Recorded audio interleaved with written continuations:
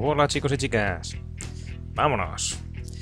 Para aliviar un poco esta cuarentena, os invito a repasar conmigo este apasionante viaje que hice por Asturias en verano de 2018. Como no tenía cámara deportiva, no hay vídeo, pero me los he apañado para que no echéis de menos el onboard. Salí el lunes 13, directo a Riaño, aunque el tramo desde Petrer a Madrid lo hice por secundarias. De Madrid en adelante ya autovía. Llegué a Riaño con los dientes a punto de reventar de tanto apretar la boca por el frío, ya que pasé Madrid a mediodía en agosto, a unos 42 grados, y llegué a Riaño a eso de las 8:30 de la tarde, con la misma ropa, pero a 14. Y claro, tiritaba un pelín.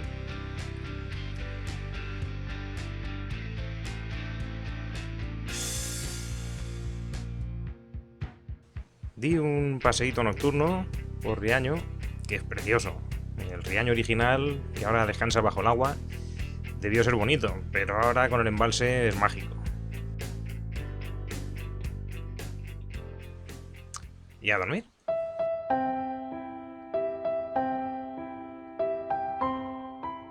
Después de un buen desayuno, salí por la Nacional 621 en dirección a Potes, hacia el norte, para hacer el puerto de San Glorio. Una auténtica pasada. Justo en la cumbre del San Glorio, a la mano izquierda, según subes desde Cantabria, arranca un camino asfaltado que te lleva, esquivando vacas, hasta el collado de hierba.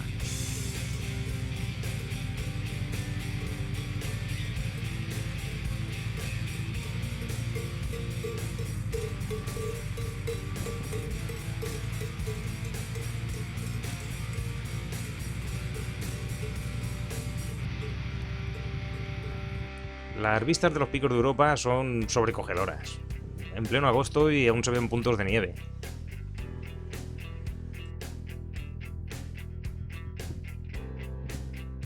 Y el monumento al oso pardo.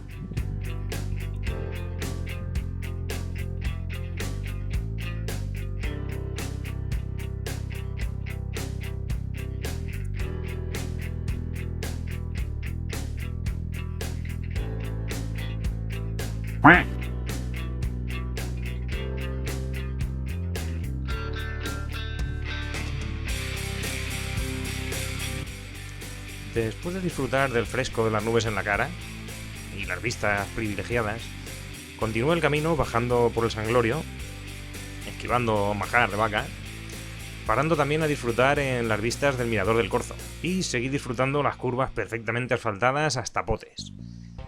En Potes me desvié hacia Fuentedé, parando un momentito del monasterio de Santo Toribio de Liébana. En otro momento hubiera hecho la visita, pero me pudieron las ganas de carretera y continué el camino. La carretera hasta Fuentedé es de esas que te invitan a desconectar la razón y simplemente disfrutar con los sentidos. Vas flotando por la ribera del Deva, serpenteando en una sucesión continua de curvas anchas, asfalto perfecto, hasta que de repente te encuentras esto. Una impresionante pared te cierra el paso y no hay otra forma de salir más que por donde has venido. Estás en un circo glacial. Hace millones de años aquí confluían varios glaciares que dieron forma a estas paredes. El plan inicial era subir en el teleférico para disfrutar de las vistas de los picos y del circo glacial desde arriba. Pero agosto y la 1 del mediodía no es buena hora para llegar a pedir la vez. Así que volví sobre mis pasos para comer en Potes. De camino paré en Cosgalla, supuesto lugar de nacimiento de Don Pelayo, el primer reconquistador. Este es mi península, amoro. Y su neta, pitituyo, y estaba antes. Un huevo de pato. De aquí a Potes a sufrir, porque en agosto un cocido lebaniego que resucita a los muertos entierra a los vivos.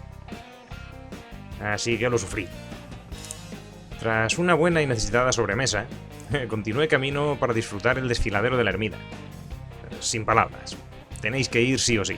O si busquéis por YouTube hay algo sobre este desfiladero para que os hagáis una idea. En Unquera vuelvo a abandonar la Nacional 621, esta vez en dirección a Colombres, para visitar allí el archivo de indianos.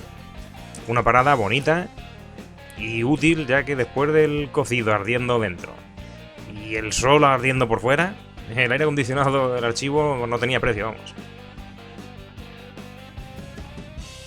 De aquí hacia Arenas de Cabrales, que es donde pretendía hacer noche. Arenas de Cabrales es punto de reunión y alojamiento de todos los senderistas que quieren adentrarse en los picos de Europa, en la senda del Cares, etc. Una cenita ligera y a dormir en un hostal muy agradable. Por la mañana salí sin desayunar en dirección a Camarmeña. Es indescriptible. Lo que diga es poco.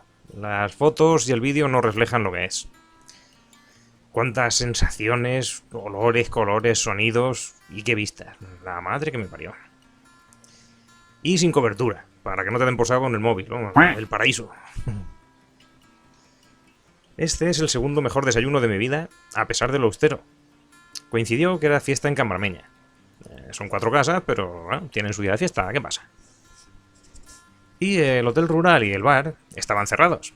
Pero tuve la gran suerte de que en el bar La Fuentina estaban preparando cosas para la fiesta y tuvieron la consideración de compartir su desayuno conmigo. La verdad que no hay palabras para agradecerlo. Y nada, en este escenario, un vecino tiró varios fuegos artificiales que retumbaron en las paredes como las trompetas del día del juicio final. No dije nada por respeto, pero por dentro estaba gritando ¡Visca Valencia!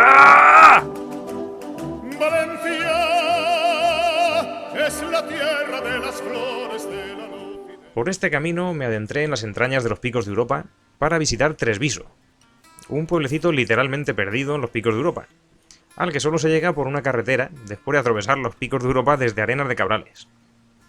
El empleado del único bar que hay allí me enseñó un álbum de recortes y fotos de la gran nevada que dejó el vuelo incomunicado durante un mes en 2015. Y me explicó cómo el alcalde del pueblo y un concejal de otro pueblo que no recuerdo se quedaron aislados a unos kilómetros del pueblo cuando la nieve se lo cubrió todo. Y tras esperar unas horas en el coche, pensando que irían a por ellos, decidieron salir del coche ya completamente de noche y volver andando. Llegaron cerca de las 3 de la mañana casi muertos. Si se hubieran quedado en el coche hubiesen muerto seguro, porque era imposible el rescate ni por carretera, porque había desaparecido la carretera, ni por aire por la ventisca. De allí bajé otra vez a Poncebos a comer ligerito, como se suele comer en la zona. Y hacia el mar, a Pimiango, o Pimiangón, no sé cómo se pronuncia, para intentar visitar la cueva del Pindal, que sin cita previa ni de coña, y ver el mirador de Pimiango. Esta fue la primera vista del viaje del Cantábrico.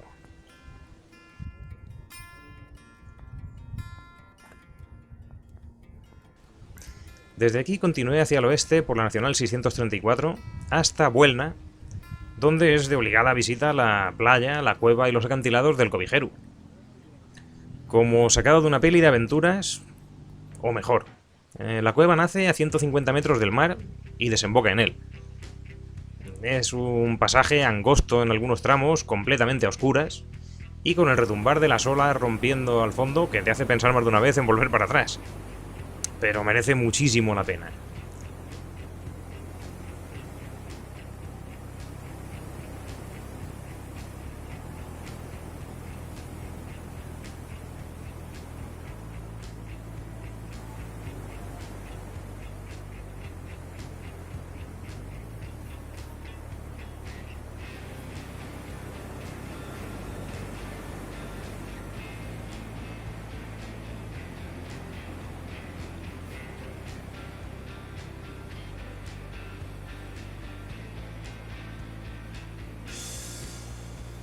Subiendo un poquito la roca que nos separa del mar,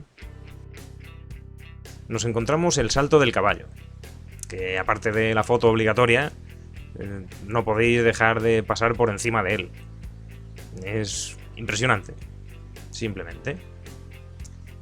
Y la playa en sí, pues como veis, es magia. A 200 metros del mar se forma una playa con las subidas de la marea a través de los huecos de la roca. En ese hueco del fondo, si te atreves y buceas un poco, encuentras una pequeña bóveda en la que sacar la cabeza para respirar. Y oyes el romper de las olas al otro lado de la roca. Se te hiela la sangre. Después de esta experiencia, era hora de buscar dónde dormir y terminé un poquito más al oeste, en Vidiago, en el camping Río Purón, donde lo primero que hice fue darme un gélido baño en la piscina para desalarme y a dormir. Pues bien, chicos y chicas, hasta aquí esta primera parte del viaje. No dejéis de ver la segunda, que también está muy muy chula, sitios muy bonitos.